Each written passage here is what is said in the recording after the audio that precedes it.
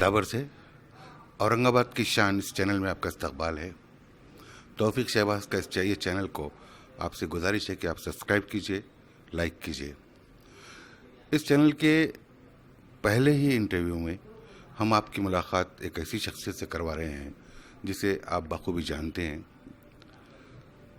सहाफ़ी है, अच्छे दोस्त है और अब उन पर बहुत बड़ी जिम्मेदारी आई है कि वो एक लीडर के तौर पर सामने आए। जनाब शारिक नक्शबंदी सर, आपका बहुत बहुत इस्तकबाल औरंगाबाद की शान चैनल में। शुक्रिया खान साहब, गुरुजी, आप लोगों का भी शुक्रिया, ख़ास तौर से आपका, तौफीक शहबाज साहब का, कि जिन्होंने मुझे इस काबिल समझा कि आप अपने चैनल पे, और वो भी याहिया खान साहब मेरा इंटरव्यू ले।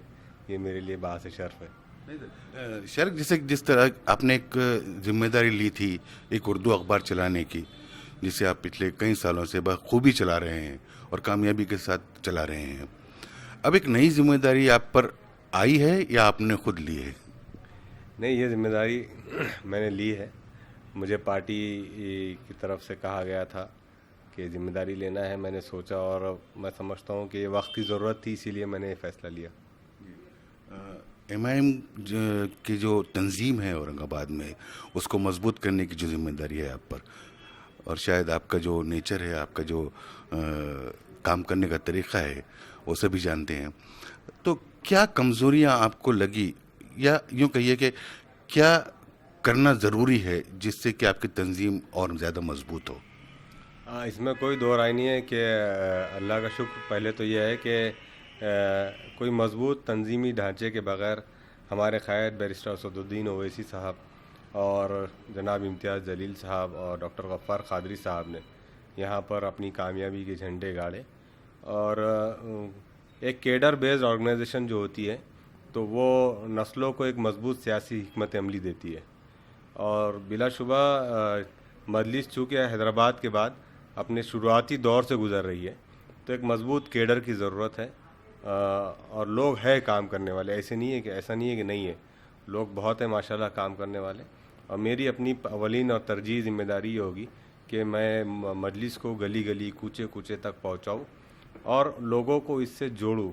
सिर्फ इलेक्शन की हद तक या वोट देने की हद तक नहीं, बल्कि हम ऐसा एक सिस्टम इंशाल्लाह शुरू करेंगे जो हैदराबाद में पहले से चल रहा है, उसी को हम कॉपी करेंगे कि इंशाल्लाह हमारी आने वाली नस्लें भी जो है तो मजलिस से जुड़ी रहेंगी और एक मजबूत केडर बेस्ड पॉलिटिकल पार्टी के रूप में महाराष्ट्र में भी अपनी शनाख्त बना चुकी है, बल्कि अब उसको और ज़्यादा मजबूत बनाएंगे इंशाल्लाह।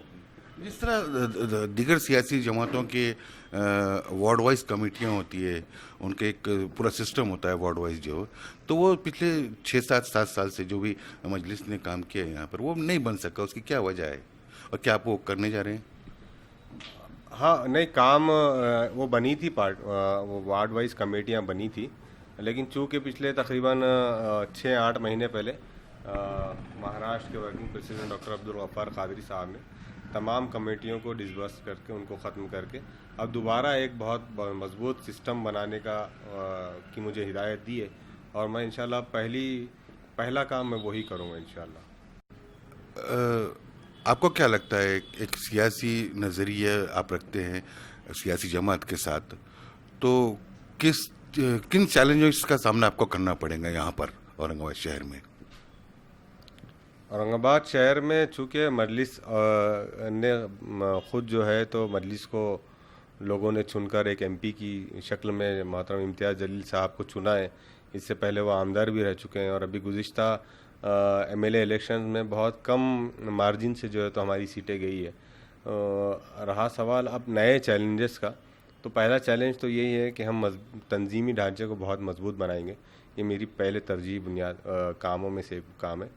दूसरे, हम कोशिश करेंगे कि इंशाल्लाह हर शोबे की एक एक विंग बनाए। हम देखते हैं कि कुछ दीगर बड़ी सियासी जमातों की हर टाइप की एक यूनियन होती है, तो मजलिस में अभी तक के वो यूनियन वाला सिस्टम नहीं था। हम कोशिश करेंगे कि अलग अलग ज़िंदगी के जितने शोबे जात है, जहाँ कोई भी वर्किंग क्लास काम करता है और जहाँ कभी भी उनके हकूक़ की लड़ाई के लिए किसी को आगे आना आता है, तो हम वो पूरे सेगमेंट को कवर करने की कोशिश करेंगे और यूनियंस बनाएंगे। इंडस्ट्रियल एरियाओं में जाएंगे, रिक्शा यूनियन है, बहुत सारी यूनियन है, टीचर्स एसोसिएशन है, ऐसी कई सारी एसोसिएशंस हैं जिसको हम इंशाल्लाह अब अमली जामा पहनाने जाएंगे इंशाल्लाह आने वाले दिनों में। शारिक साहब, ऐसा है कि आपकी जमात के ताल्लुक से कहा जाता है कि किसी ख़ास फ़िरके की जमात है, जो एक सेकुलर फेस होना चाहिए, जो हिंदुस्तानी डेमोक्रेसी में वही तंजीमें आज तक कामयाब हुई या बहुत दूर तक चली जो एक सेकुलर फेस रखती है। ये वक्तिया तौर पर इस तरह की पार्टियां आती जाती है, इस तरह से कहा जाता है, कहाँ तक सही है? ये सरासर गलत है, बहुत दूर तक नहीं चली, बल्कि माशाल्लाह मजलिस को क़ायम हुए काफ़ी अरसा गुजर चुका है। और मजलिस के तरक्याती कामों को अगर आप देखना चाहते हैं तो आप आंध्र प्रदेश जाइए, आप हैदराबाद जाइए। मजलिस ने जो तरक्याती काम किए और उन्होंने शुरुआती दिनों में कई सालों तक अपना पूरा फोकस हैदराबाद और उसके आसपास के इलाकों पर लगाए रखा, जिसका नतीजा ये है कि आज आप जब हैदराबाद का रुख करते हैं तो आपको हैदराबाद बहुत तरक्की के मामले में, डेवलपमेंट के मामले में आम शहरों के मुकाबले में काफ़ी आगे नज़र आता है। और रहा सवाल कि एक पर्टिकुलर कम्युनिटी की जमात इसको कहा जाता है, ये बहुत गलत इल्ज़ाम है। मजलिस इत्तेहादुल मुस्लिमीन के ज़िम्मेदार और हमारे क़ायद बैरिस्टर असदुद्दीन ओवैसी साहब ने जहाँ भी मौका मिला पिछड़ी ज़ात के दलित भाइयों में से या फिर किसी और समाज के और तबके के लोग भी अगर आगे आना चाहे तो उन्हें अपने शाना बशाना खड़ा किया, उनके साथ खड़े रहे। अगर जहाँ उन्हें नुमाइंदगी का मौका देने की ज़रूरत को महसूस किया तो उन्हें नुमाइंदगी भी दी। अगर आप हैदराबाद की बात करें तो हैदराबाद में एक दलित समाज के नौजवान को मेयर बनाया।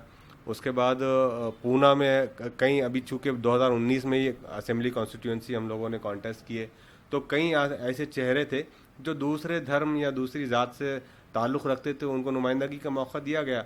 अगर वो नहीं चाहते तो वो सिर्फ मुसलमानों को नुमाइंदगी देते थे। तो ये सरासर जो है तो एक इल्ज़ाम है, इसमें कोई हकीकत नहीं है।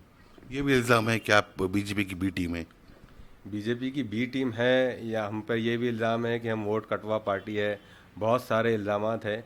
लेकिन इन तमाम इल्ज़ामात के बावजूद भी हमारे क़ायद सीना सपर होकर, सख्त सीना तान कर इन बातिल ताकतों के सामने खड़े हैं। और मैं समझता हूँ कि ये वो लोग इल्ज़ाम लगाते हैं जो ख़ुद बहुत कमज़ोर होते हैं और ये अपनी कमज़ोरियों को छुपाने के लिए अपने मसाइल दूसरों के सर मढ़ने की कोशिश करते हैं। अब आपका अगला सवाल ज़ाहिर सी बात है बिहार इलेक्शन से मुतालिक होगा कि बिहार इलेक्शन का भी पूरा ठिकाना जो है तो बार बार शुरुआती जब नताज आ रहे थे दोपहर तक के, तो पूरा इल्ज़ाम एमआईएम के सर डालने की कोशिश की जा रही थी। लेकिन जब हकीकत सामने आई, सियासी तज्ज़िया निगारों ने पूरी वोटिंग का जायज़ा लिया, तो ये बात खुलकर सामने आ गई है कि मजलिस ने जिन सीटों पर इलेक्शन लड़ी वहाँ पर बीजेपी की कोई टीम नहीं जीती, बीजेपी का कोई मेंबर असेंबली नहीं जीता। तो ये कहाँ से बीजेपी की मददगार पार्टी हो जाती है?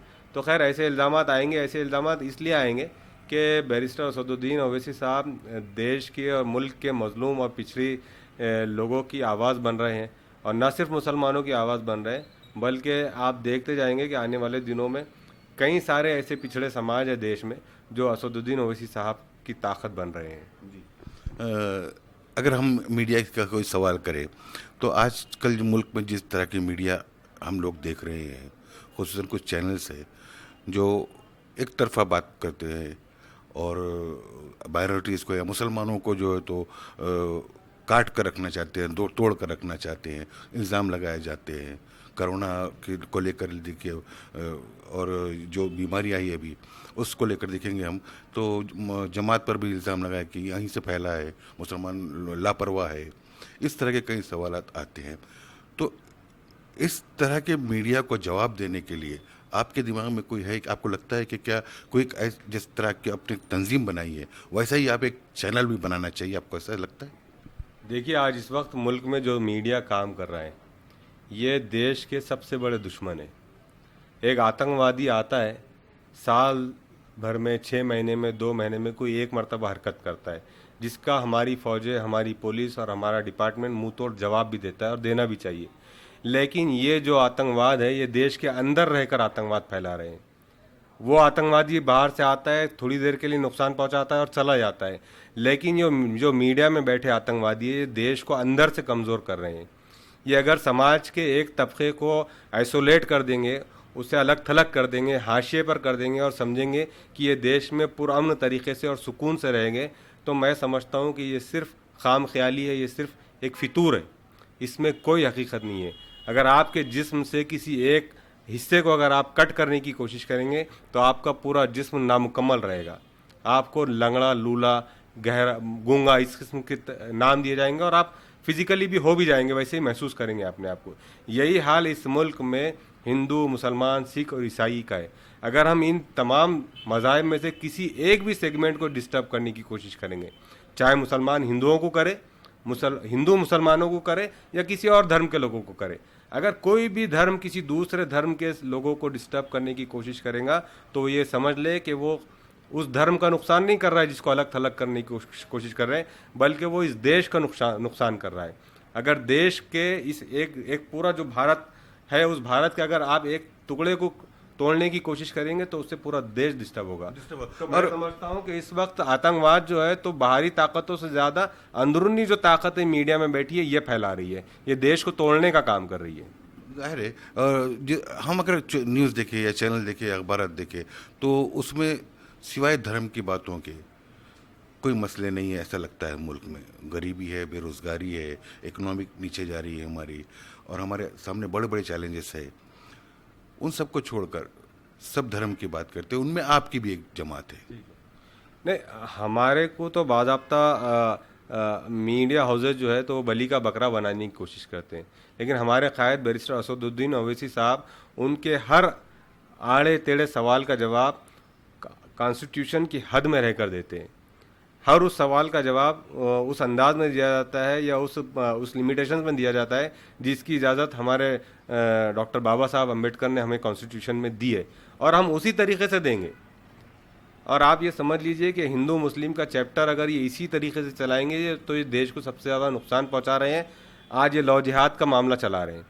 लौ जिहाद अगर कोई किसी की पसंद से शादी करे ना करे, एक खुद हमारी घटना जो है तो उस सिलसिले में जो है तो इंटरफेरेंस नहीं करती, हमारा अपना कानून नहीं करता है। अब एक नया कानून लाकर जो है तो ये फिर से देश में एक नफ़रत की हवा फैलाने की कोशिश कर रहे हैं।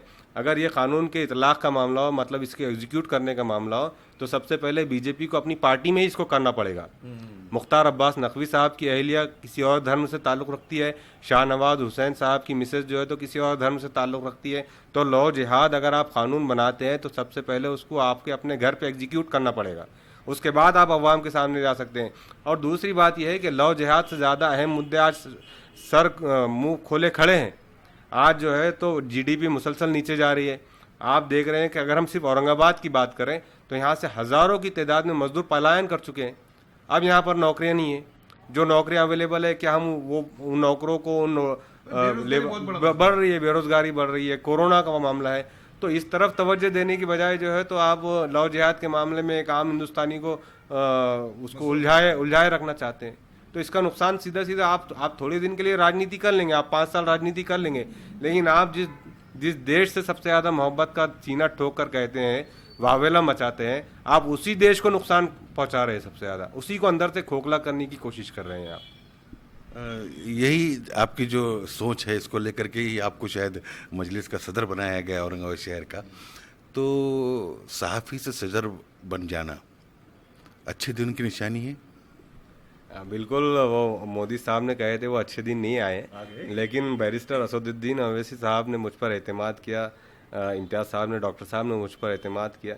तो मैं कोशिश करूँगा अपनी टूटी फूटी कोशिशों से कि हम औरंगाबाद में बहुत अच्छे दिन लेकर आए, औरंगाबाद महानगर पालिका पर कब्ज़ा करें, यहाँ से नफ़रत की राजनीति को ख़त्म करें, करप्शन और जो है तो जितने घोटाले होते थे उन घोटालों से पाक एक अच्छा राजनीतिक माहौल देने की हम कोशिश करेंगे इंशाल्लाह। आने वाले दिनों में तो अच्छे दिन आएंगे इंशाल्लाह। सर, चलते चलते एक सवाल कि पिछले इलेक्शन में कुछ सहाफ़ियों को जो मजलिस की तरफ से कहा गया था कि आप तैयारी कीजिए, जैसा तौफीक शहबाज उसमें से एक है जी, तो इस बार भी खाली कहा जाएगा या कुछ सहाफ़ियों को आपको साथ में लेकर चलने की आप कुछ कोशिश करेंगे?